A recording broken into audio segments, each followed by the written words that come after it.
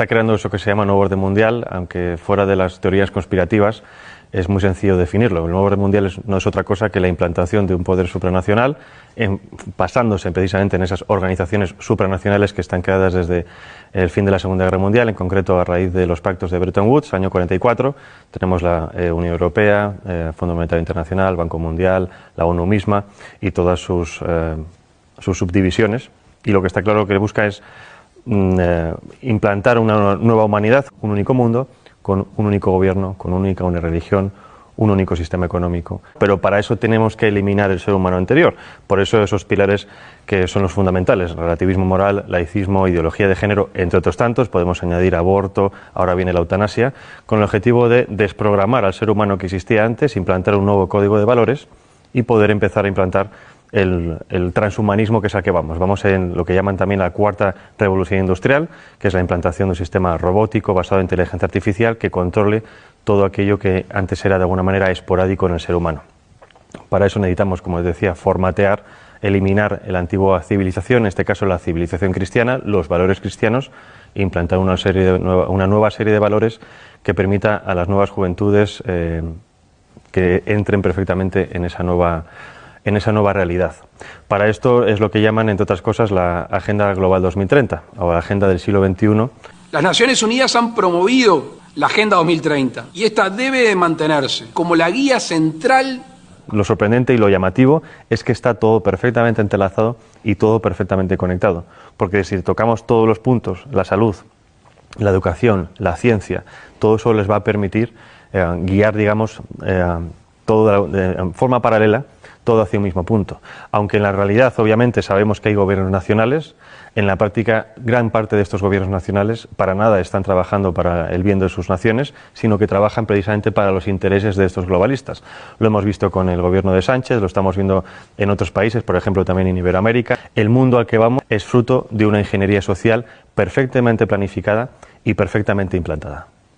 La implantación primero es ideológica. La ideología sirve primero para desestabilizar una nación. Si nos atendemos, por ejemplo, a Yuri Bezmenov, el antiguo agente del KGB que emigró a Estados Unidos y que contó precisamente esos procesos por los cuales se puede desestabilizar una nación, que es desestabilización, desmoralización, crisis y normalización, estamos viviendo perfectamente esas etapas. Hemos tenido una desestabilización, ahora estamos en la fase de desmoralización, que es volver a las naciones contra sí mismas, la endofobia, el odio a nuestra cultura cristiana, el odio a la misma biología, la misma realidad biológica hombre y mujer, para hacer que la población esté completamente confundida y que sea mucho más fácil guiarlas a un nuevo punto. Es la mentalidad de rebaño. Ahora bien, primero es la ideología, segundo es lo demás: implantación social, económica, política, tecnológica, medioambiental, sanitaria, alimenticia. Todo esto está perfectamente diseñado en la página del Foro Económico Mundial. Tienen perfectamente diseñado cuál va a ser el nuevo mundo. No dejan nada fuera. El aborto es algo que está en la Agenda Global 2030, que está incrustado en el ADN de los globalistas y que lo quieren promocionar a todo coste. El aborto, para que lo entendamos, es una política de Estado. El aborto se aplica desde el año 74 a través del informe de Kissinger, que viene precedido de un informe de la Fundación Rockefeller del año 72, que viene precedido de unas declaraciones de Robert McNamara, que fue secretario de Defensa con Nixon y que en el año 68 pasó a ser presidente del Banco Mundial.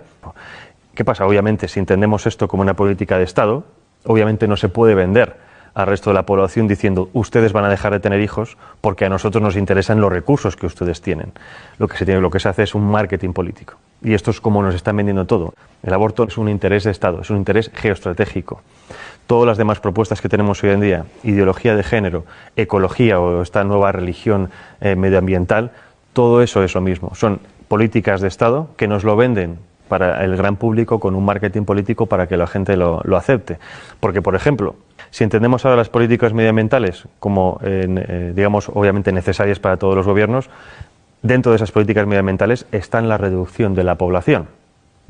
Nos lo venden como un bien necesario, es decir, si seguimos creciendo vamos a destruir el planeta, por lo tanto, dejen ustedes de tener hijos, porque si no este ritmo es inaguantable. Nos venden la ideología verde como algo necesario, pero que dentro de esa ideología verde contiene todas estas políticas de Estado que nos lo quieren vender para, obviamente, controlar a la población. Con el objetivo precisamente de desestabilizarnos para poder tener el control completo sobre nosotros. No hay nada más fácil que dominar que una población enfrentada entre sí. Por eso es tan importante entender cómo funciona la aplicación de las políticas, cómo funcionan las élites supranacionales, para poder entender qué tipo de política se nos está aplicando a nivel nacional y local. El enemigo a abatir por esta élite supranacional o globalista no es otra cosa que el ser humano. Es decir, hay un desprecio absoluto por parte de las élites por el ser humano corriente, no solo en las élites supranacionales, también las tenemos en las élites nacionales. Y obviamente para destruir a esa parte de la población, no en el sentido físico, sino en el sentido psicológico, hay que atacar obviamente sus creencias, sus bases morales, y en este caso primero es destruir las naciones y obviamente la religión. Hay un objetivo que es crear una religión única. Es decir, las religiones tradicionales son un escollo para ese nuevo orden mundial, para la consecución de ese poder político. Si eliminamos la religión, estamos eliminando obviamente una vía de escape muy humana que de alguna manera evita que llegues al control mental de las personas. Podremos controlarlas físicamente, pero la religión permite que esas personas se puedan evadir a otro plano y obviamente también contienen unos códigos ético-morales muy firmes que están completamente enfrentados ante los códigos morales que nos quieren implantar.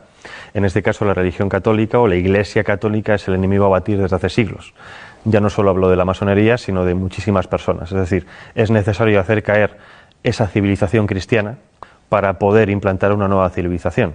El objetivo en general cuando hablo de la humanidad es el control absoluto de la población, pero no solo hablo de control, digamos, policial, sino control de lo que se consume, de lo que se piensa, de lo que se educa, de lo que se ve. Más o menos yo creo que todo el mundo tiene en la cabeza esta realidad porque es un poco lo que estamos viendo. Nos censuran las redes sociales, nos censuran medios de comunicación, censuran incluso en los mismos colegios y esto no es otra cosa que poner barreras. Entonces necesitan acabar con todo eso para poder tener el control. Obviamente cuando hablo de Soros como uno de los principales promotores de este nuevo orden mundial, lo dejo muy claro, uno de los principales, o digamos una de las caras visibles. Yo creo que si conocemos a Soros tanto, es porque a Soros se le permite mostrarse. ¿Con esto qué quiero decir? Con esto digo que los verdaderamente poderosos están en la sombra. Ahora bien, si Soros, digamos que trabaja en el lado social, quiero decir la sociedad civil, es decir, es un experto en modificación de conciencias. Para eso trabaja en la ventana de Overton. La ventana de Overton es una herramienta que nos permite transformar lo imposible en un hecho factible. Y hay varias fases. Obviamente primero viene la propaganda, la ideología. Para eso se crean y se financian think tanks, fundaciones, asociaciones que generen supuestos documentos científicos, oficiales, estudios, etcétera, de los cuales después se hagan eco los medios de comunicación. Esos medios de comunicación llegan a las masas. Las masas, a base de repetición de estos estudios, estos conceptos, estas ideologías, acaban, si no aceptando como propias esas ideologías o pensamientos, sí aceptándolos diciendo que es algo como ya existe y lo ven por todas partes, es algo que hay que aceptar. Una vez llegamos a esa tercera fase, viene la cuarta fase, que es la de los políticos. Los políticos, obviamente, con el interés partidista de continuar en el poder, se hacen supuesto eco de esas reclamaciones supuestamente sociales y, obviamente, después el quinto, que es la transformación en leyes, la legislación.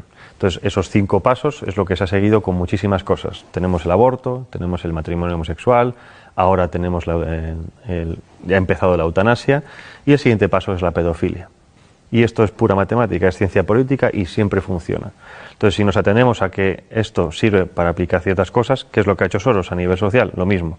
Ha financiado ONGs, asociaciones, fundaciones, ha financiado medios de comunicación, ha financiado a políticos e incluso ha financiado a instituciones como por ejemplo puede ser la Unión Europea o el European Council on Foreign Relations, que es la versión europea del CFR norteamericano, que es el principal lobby de la política exterior norteamericana, en este caso en Europa. Entonces, si tienes los 5 pasos o los 4 pasos de los 5 en tu mano, es mucho más fácil modificar la realidad de los ciudadanos precisamente porque toca todos esos palos.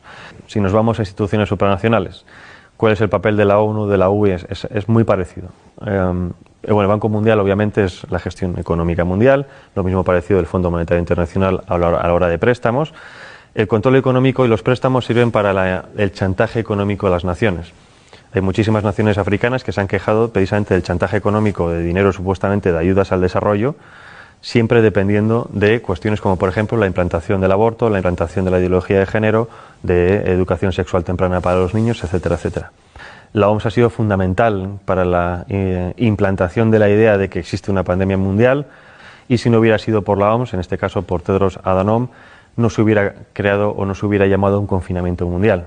Primera vez en la historia que los ciudadanos de este planeta hemos visto cómo en todas las naciones se seguían los mismos pasos. Es decir, nada ha conseguido antes que realmente hubiera una coordinación nunca antes vista a nivel global. Coordinación que, aunque a nosotros nos parezca mucha, en general ha sido como muy sospechoso, por así decirlo, no sigue siendo suficiente para esta élite. Según ellos, los retos que nos plantean las pandemias del futuro, eso supera por muchísimo la capacidad gestora de los estados independientes entre sí. Es decir, que como no hemos sabido gestionar el coronavirus, es necesario que cedamos más nuestra soberanía a estos entes supranacionales, que ellos saben sí realmente lo que nosotros tenemos que hacer.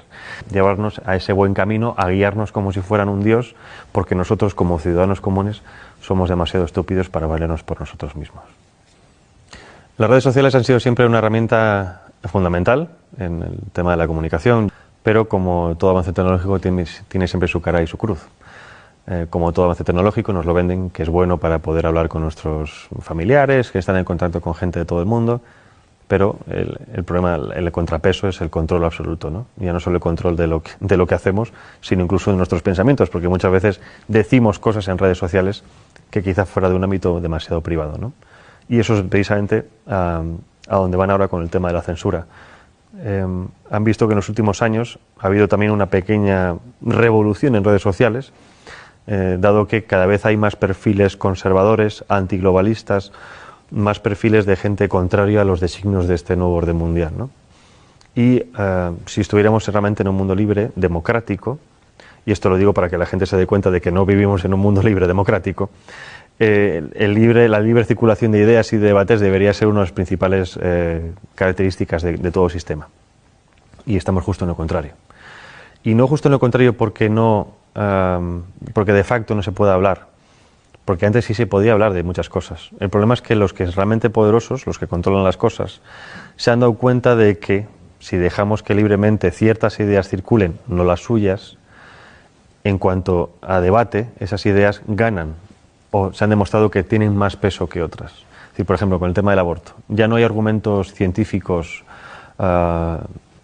médicos, ahora son argumentos puramente sentimentales, ¿no? El derecho de la mujer a elegir sobre su propio cuerpo, porque por eso saben que los argumentos médicos no pueden vencerlos. En cuanto a argumentos, por ejemplo, de información de los medios de comunicación, de cómo funcionan los medios de comunicación, de cómo funcionan los gobiernos, exactamente lo mismo.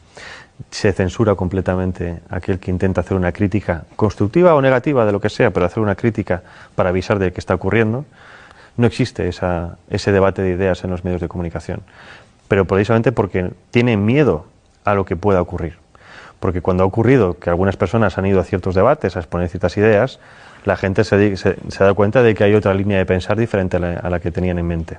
Y por lo tanto hay otra forma de racionar las cosas.